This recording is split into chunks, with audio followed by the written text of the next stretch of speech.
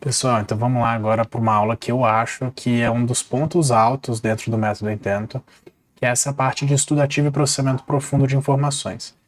O que a gente está buscando aqui, né? Quando a gente fala de estudo ativo, estudar é tanto você aprender informações, quanto você lembrar de informações, você testar, treinar habilidades de prova, tudo isso é considerado estudo ativo, tá? E aí, só que aqui a gente está focando especificamente nessa parte de processamento profundo. Né? A parte de preparação de prova a gente vê lá no módulo de preparação, a parte de revisão a gente vê no módulo de revisão, e aqui a gente está vendo a parte de codificação, que é a gente aprender a pensar sobre um assunto. Porque isso vai determinar especificamente se essa memória ela vai ser relevante para o nosso cérebro, ela vai ser colocada na caixinha de longo prazo, ou se simplesmente aquilo vai passar rapidamente, né? Assim como às vezes a gente assiste uma aula e no dia seguinte a gente esquece, sei lá, 70% daquilo que foi falado naquela aula. Às vezes a gente nem lembra do assunto que foi aquela aula, né? Então, às vezes a gente não chegou na mentoria, e aí eu estava conversando com um aluno, e eu falei, então, o que você estudou hoje de manhã, assim? Daí o aluno tinha dificuldade de lembrar, né? O que foi, né, que eu, enfim. Isso significa o quê? Uma baixa capacidade de processamento. Um processamento que é um processamento superficial, raso ali. Então acaba que a gente não consegue estocar essa memória na nossa memória de longo prazo. Esse pensamento na nossa memória de longo prazo. Tá bom? Então aqui a gente vai aprofundar um pouquinho nisso. Assim, o que seria esse processamento profundo, principalmente, né? O que é isso? Assim, processamento profundo é quando a gente pega uma informação e a gente cria uma rede, né, de informações em volta dela. Então a gente começa a conectar uma informação com a outra e a gente chega naquele momento de, cara, eureka, né? Então, assim, eu entendi a conexão, como aquelas coisas se interconectam, e aí eu ganho um grau de domínio sobre aquilo. Então, por exemplo, uma coisa é a gente gravar como é que funciona o ciclo de Krebs. Outra coisa é entender como funciona o ciclo de Krebs para toda a fisiologia humana. Em que momento ele acontece, quais células estão aplicando aquele ciclo de Krebs, em que momento elas estão. Então você começa a ter um domínio ainda maior. Ou mesmo você pode ter um domínio do aspecto mais micro. Então, o que significa cada molécula ali que a gente identifica no ciclo, por exemplo, né? Então, o processamento profundo é a gente ganhar o domínio de determinado assunto em várias camadas, a ponto da gente entender tanto onde que ele se conecta com o macro daquelas informações, quando ele se conecta com o micro também. Então, quando a gente está estudando biologia, principalmente fisiologia humana, a gente está fazendo isso o tempo inteiro. Então, a gente tem desde o estudo das células, as organelas celulares, até a parte de fisiologia, né? Fisiologia da parte de sistema digestivo, sistemas de uma forma geral, cardíaco e etc. Então, todos esses dois espectros desse tipo de conhecimento, eles estão interconectados. Mas a gente só sabe isso quando a gente começa a ter um grau de processamento profundo daquela informação. Então, quando a gente faz isso, a gente conecta uma informação a várias outras à nossa volta e a gente consegue dar significado para aquilo dentro de todo o nosso contexto, aquilo ganha uma fortaleza na nossa memória a ponto da gente não esquecer daquilo facilmente, tá? E aí, a gente sempre lembrar, para a gente fazer esse processamento profundo, eu já falei isso em outras aulas, em outros módulos, a gente está o tempo inteiro relembrando isso. A gente precisa pensar sobre o assunto. Se você está assistindo uma aula e não está pensando sobre aquela aula, por exemplo, você está simplesmente preocupado em escrever e gravar, né, e escrever tudo aquilo que o professor está falando, você não está tendo processamento daquela informação. Então a gente precisa, né, as memórias elas são formadas por pensamentos ativos. A gente precisa estar o tempo inteiro engajando para a gente conseguir entender e fazer um processamento profundo daquele conteúdo. Então, por exemplo, tem pessoas que têm um processamento profundo melhor do que outras. Naturalmente. Alguns estudos apontam que um dos motivos desse processamento ser um pouco maior em umas pessoas do que outras é a capacidade de abstração delas. E, por exemplo, hoje em dia a gente tem estudos que provam que pessoas que fazem leitura de ficção, especificamente de ficção, têm uma memória, uma capacidade de processamento profundo maior do que aquelas pessoas que não leem ficção. Aqui eu estou extrapolando um pouco essa pesquisa, tá? Ela não fala especificamente disso. Mas eles também levantam algumas hipóteses, falando que muito possivelmente isso surge porque quando você lê uma ficção, você tem que imaginar os cenários, imaginar o personagem, imaginar a interação de todos esses assuntos. E aí ou seja, você vai lendo as palavras e vai dando significado para elas dentro de uma narrativa. Então, assim, é como se você estivesse treinando o teu cérebro a fazer um processamento daquela ambientação, daqueles personagens, a personalidade de cada personagem, as expressões faciais, tudo isso a gente está imaginando a partir de palavras. A gente está dando significado para aquelas palavras. Então, algumas pessoas já vão sair na frente do que outras. Né? Processamento profundo é uma capacidade. Você pode ir desenvolvendo ela com o tempo também, e é justamente isso que a gente está aqui para fazer, tá bom? Então, beleza. Então, aqui vamos só fazer um experimento. Se eu falo uma lista aleatória para vocês. Então, aqui, vamos lá. Eu vou dar uma lista de 10 palavras, tá bom? E aí vocês vão tentando, depois eu quero ver se vocês conseguem decorar essas 10 palavras. Então, vamos lá. Arroz, pato, ganso, miojo, agulha, pedra, céu, pessoa, alegria, tronco. E aí? Agora dá uma pausa e agora repita essas palavras para mim. E aí, tu conseguiu repetir ou não? Então, beleza, vamos lá. Agora a gente vai para uma outra lista, tá bom? Então eu vou falar para vocês agora 5 animais e 5 comidas, tá bem? Gato, elefante, jabuti, girafa e mamute. E aí, 5 comidas agora. Laranja, macarronada, girimum, caju e lixia. Aí, dê uma pausa. E agora, vê se você consegue lembrar de todos esses nomes que eu falei para vocês. Então, beleza. Então, a gente vê que quando a gente bota em 2 grupos... Lembra, na primeira lista eu dei 10 palavras. Na segunda lista... Na segunda lista de palavras que eu dei, eu separei em 2 grupos, tá? Comidas e animais, por exemplo. Agora eu vou fazer essa lista por conceitos, tá bom? Então eu vou dar 10 palavras. E aí eu vou dar 4 emoções, 4 relações familiares, tá? E 4 lugares que a gente frequenta. Então vamos lá. Desculpa, e 2 lugares que a gente frequenta, né? Para dar 10 palavras. Então, 4 emoções: alegria, raiva, medo, inveja. E agora 4 relações familiares: filho, mãe, pai e irmãos. E aí 2 lugares: casa e escola. Agora dá uma pausa e aí tenta lembrar dessas 10 palavras que eu falei para você. Qual que é o objetivo desse experimento, assim? Quando a gente organiza as informações da nossa cabeça, e a gente vai fazer isso a partir do pensamento, e é exatamente isso que a gente está tentando quando a gente faz um processamento profundo de uma informação, a gente tem uma facilidade, assim, muito maior da gente lembrar das coisas. A gente pode lembrar até agora, eu estou falando aqui e você consegue lembrar, mas assim, a primeira lista, ela já ficou muito para trás. Agora, a terceira lista, onde a gente listou por conceitos, então a gente falou de emoções, né? A gente falou de relações familiares, a gente falou de lugares, e todos esses são lugares que a gente frequenta, são do nosso cotidiano, aqui, ou emoções que a gente sente, né?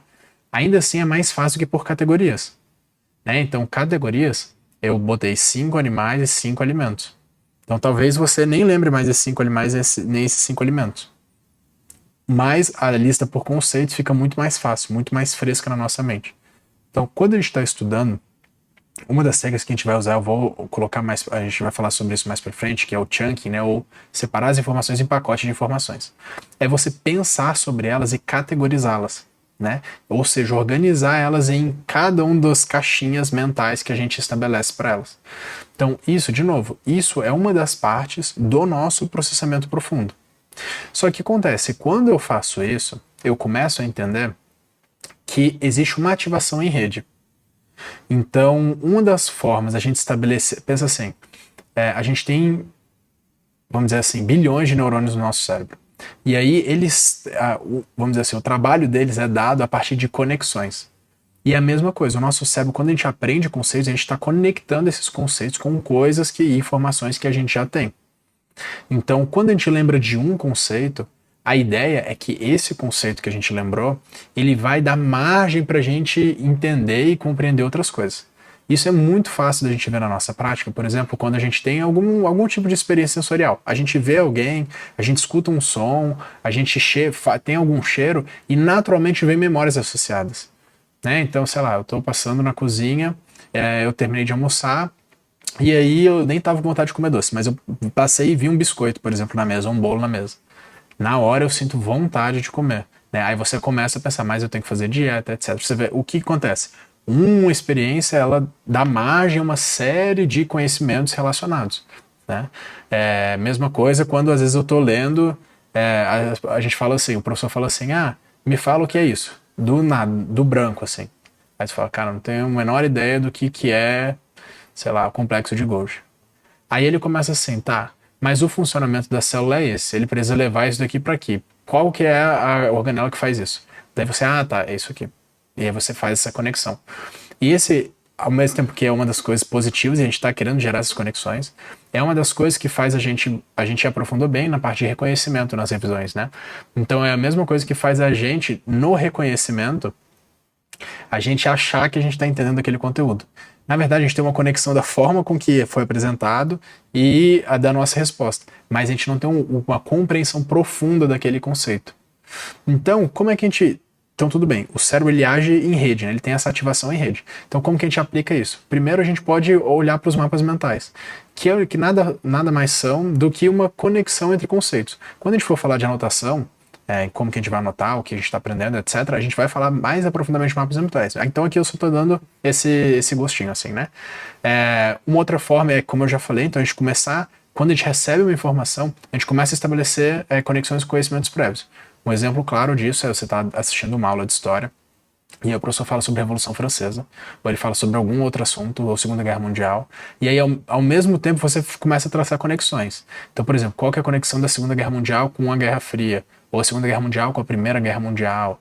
Né? Então você começa a montar esse mapa, essa rede de informações na tua mente. E aqui, uma das formas da gente também gerar esse tipo de conexão é a gente começar a estabelecer analogias, né?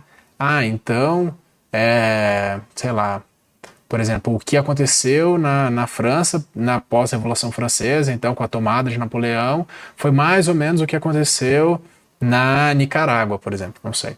Né? E aí você pode começar a fazer analogias de coisas aparentemente parecidas, mas também de coisas diferentes, né? Então, que você estabelece relações na tua cabeça, assim, né? E aí você começa a criar essas relações, criar essas analogias, meio que para qualquer pessoa não tem conexão nenhuma, né? Mas para você faz muito sentido. Por quê? Porque você está pensando e criando essas conexões, tá bem? Então, aqui essa ativação em rede ela vai ser super importante pra gente.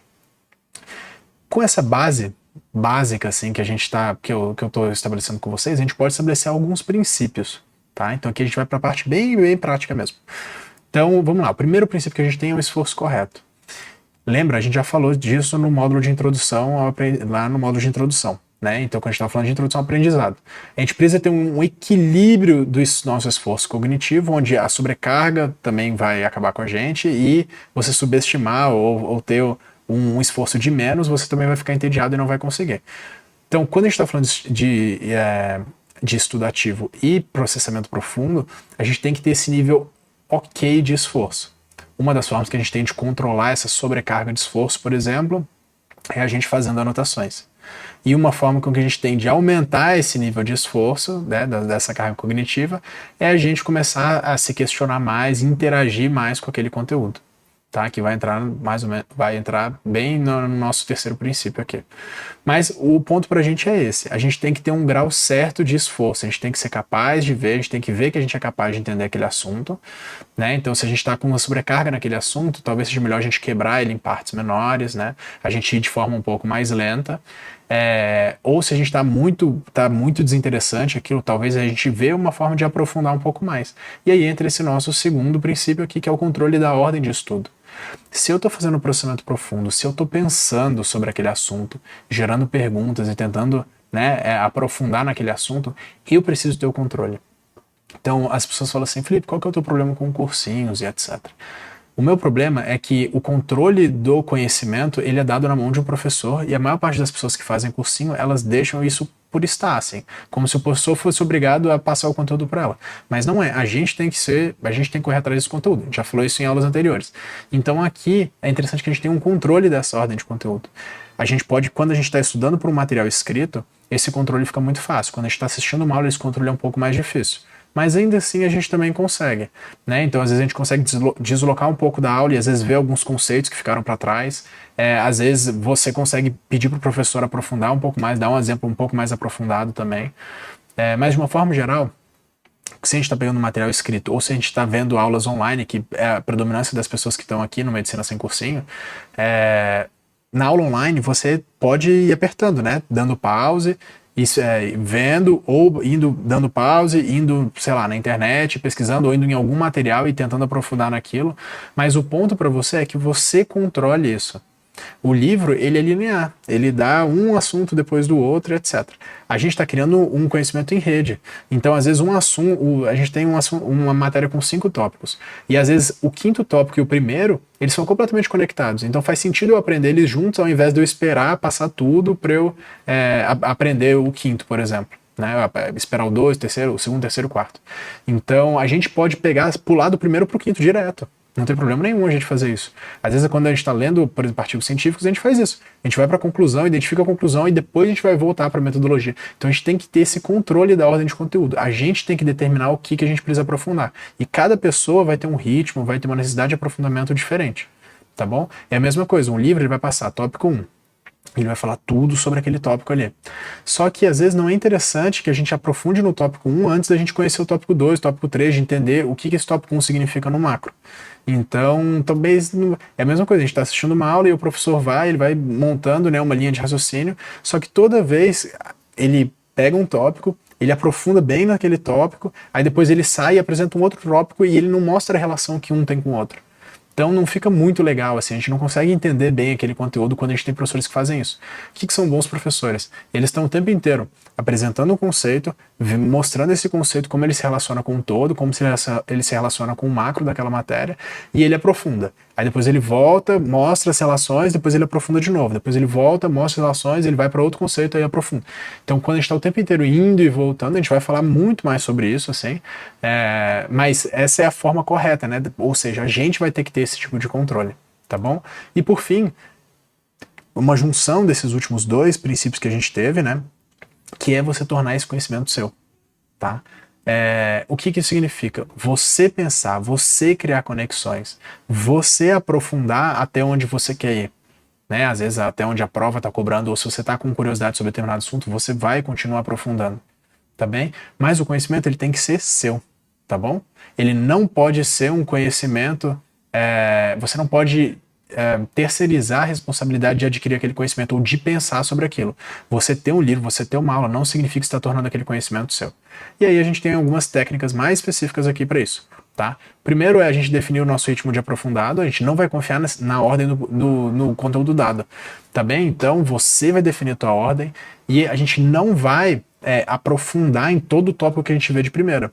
A gente primeiro dá uma passada superficial em todos os conteúdos, depois a gente aprofunda no primeiro tópico, aí a gente volta, vê como é que ele se encaixa no macro, depois a gente aprofunda no segundo tópico, vê, volta como ele se encaixa no macro, e por aí vai. A gente tem o que a gente chama de técnica de reconhecimento, que eu vou passar um pouco mais pra frente, mas aqui vocês já podem ir testando isso no estudo de vocês, tá? A gente tem a autoexplicação e o engajamento. Então, a autoexplicação é quando você assim, você percebe. A autoexplicação é quando você de fato tornou aquilo teu. E aí você consegue explicar aquele conhecimento que você adquiriu, né, sem olhar para as suas anotações. Então, o tempo inteiro, como é que a gente ganha isso, né? Você vai tentando fazer essa autoexplicação. Então, a gente já falou isso em técnica de Feynman na revisão. A gente tem várias técnicas para essa autoexplicação. Mas aqui eu estou passando em princípios, né? Então, você vai começar a fazer essas perguntas para ver onde está a tua lacuna de conhecimento. E aí você vai procurando. Então, por exemplo, uma forma de você fazer isso é você assistir uma aula, depois dessa aula você vai usar a técnica de Feynman para lembrar de tudo que você assistiu, para ver se você tornou aquele conhecimento teu. Aí você assiste uma aula e depois você tenta explicar aquilo. Uma forma da gente fazer isso quando estiver no cursinho assistindo uma aula, é você assiste uma aula, quando termina a aula você pega as suas anotações e você faz anotações rápidas, só para ver se você entendeu a linha de raciocínio e consegue, né, vamos dizer assim, explicar aquilo, né, para ver se você conseguiu engajar bem durante a aula também. E aí essas perguntas, naturalmente, elas vão ter precisar de respostas e que é isso que você vai buscar na tua aula. Você vai buscar respostas para as suas perguntas. Se não tem pergunta, a gente está, de uma forma geral, a gente está estudando de forma passiva. Tá? O nosso cérebro ele funciona dessa forma. Ele funciona preenchendo lacunas de conhecimento. Então a gente precisa perguntar para que a gente esse conhecimento precisa chegar. Tá bem? E aí, na consequência de tudo isso, é que a anotação, ela nunca vai ser, que a gente chama de ipsis literis, né? Que é você pegar exatamente o que o professor falou. O objetivo da nossa anotação é fazer esse controle de esforço, como a gente já veio falando, e aí ele vai ser um espelho do teu pensamento. Como você pensou sobre aquele assunto é como aquela informação tem que ir para o papel. Isso é muito, muito, muito importante, pessoal. Muita gente passa tempo coletando informações, querendo explicar, anotar tudo aquilo que o professor está falando. Isso não é aprendizado, você não está gerando processamento, muito menos um processamento profundo. Tá? Você está simplesmente replicando, tanto é que a maior parte das pessoas, e você provavelmente se encaixa, se você faz isso, você provavelmente se encaixa nisso, é que você tem que estudar as suas anotações depois. Então, não adianta de muita coisa, né? Então, não copie, aqui tá até reescreva, né? Porque às vezes você está vendo algum livro, né? Então, o que a gente vai usar aqui, a gente pode usar a anotação atrasada, né? É uma das técnicas que a gente também vai começar a introduzir para vocês aqui, que é o quê? Enquanto o professor está dando aula ou enquanto eu estou lendo algum conteúdo, eu não posso anotar. Significa que eu tenho que entender, compreender, processar aquela informação para depois eu colocar aquilo no papel. Então, uma forma muito fácil da gente se sabotar nisso é porque às vezes a gente está assistindo a aula e anotando, ou lendo alguma coisa e anotando automaticamente ali, né? Isso a gente está só se enganando. Depois a gente vai ter que reaprender, na verdade a gente vai ter que reaprender pela primeira vez, né? É como reaprender pela primeira vez, porque você vai achar que você vai ter aprendido, mas você não vai lembrar de nada, porque você está simplesmente anotando, você não está processando aquela informação. Daí você vai ter que voltar naquelas anotações. O ideal pra gente, né, e a metodologia que a gente trabalha no Medicina Sem Cursinho você vai aprender uma vez para nunca mais, tá? Então o objetivo é que você aprenda uma vez e você não esqueça, você não precisa aprender de novo aquele assunto. Você fez uma codificação só. Tá bom? Você não precisa ficar voltando, assistindo aula sobre aquilo nem nada. E aí a gente vai fazendo a manutenção por meio das técnicas de revisão que já foram passadas também, tá bom? E aí, por fim, né, então alguns exemplos bobos aqui assim, né? Então, por exemplo, biologia e química. A gente está o tempo inteiro, biologia e química são duas matérias que trabalham muito, mas muito mesmo, com conhecimentos relacionais. Tudo tem um sentido de estar sendo estudado na biologia e estar sendo estudado na química. O ponto é você achar esse sentido. Busque essas relações, né, entre os conteúdos, entre os fluxos daqueles conteúdos. Entende como é que funciona o ciclo de Krebs, onde que ele se encontra dentro por exemplo, do transporte de oxigênio. Tá? A partir desse transporte de oxigênio, como que funciona a respiração celular, a troca de energia, onde que isso vai acontecer na célula. Então tudo isso está relacionado. E essa célula, se é uma célula da pele, qual que é a função dela? Se é uma célula do estômago, qual que é a função dela? Ela respira, ela vive da mesma forma do que as células de outros lugares. Então você vê que está absolutamente tudo relacionado. Então biologia e química são exemplos de matérias muito relacionadas mesmo. Tá? Física e matemática, um dos objetivos que a gente tem para o que significa um processamento profundo dentro de física e matemática é que a pessoa ela entende os conceitos que estão por trás. Às vezes ela nem lembra da fórmula, mas como ela entende os conceitos, a fórmula vem para ela de forma automática. Então, antes de você partir direto para a resolução de problemas, a gente vai falar um pouco na próxima aula de tipos de conhecimento. A gente tem conhecimentos procedimentais, conhecimentos declarativos, mas aqui, antes de você partir direto para fazer exercícios, tenta raciocinar. Em que momento que é utilizada aquela fórmula, né? Por que que isso foi estudado dessa forma? Então, olha assim, tente relacionar e compreender os principais conceitos de física e de matemática antes de você ir direto para a aplicação. Um dos problemas que eu vejo muito no aprendizado dessas matérias, que são mais procedimentais, é ir direto para a prática, sem você ter essa base antes de domínio dos conceitos, tá bem? E aí aqui tem a parte de histórias humanas, também a mesma coisa, né? Biologia e química, você consegue estabelecer uma linha lógica de raciocínio. Na parte das matérias de história humanas, você consegue construir conceitos e abstrair esses conceitos, agrupando eles, né, em diferentes tipos de pensamento, de acordo com diferentes tipos diferentes eras, né, ou tipos, ou tempos específicos daquele pensamento, relacionar esses pensamentos, por exemplo, dentro de sociologia, filosofia, com o momento histórico onde eles cresceram, com a geografia daquele local, né? Então, todos esses, vamos dizer assim, esses mapas que a gente vai olhando, né, e conseguindo montar, eles surgem a partir do nosso processamento, do nosso pensamento. A gente precisa montar eles, né? Quando eu falo com essa construção de mapas mentais, mapas conceituais, não tem nada a ver com você pegar na internet um mapa pronto e você falar, é isso aqui, tá? Não é isso, é você criar o seu. Lembra, as anotações elas têm que ser um espelho do nosso pensamento, tá bom? Por essa aula é só. Qualquer dúvida que vocês tenham, vocês podem mandar pra gente, né? Mandar aqui no chat da plataforma, vocês podem mandar pelo WhatsApp, pelo Instagram.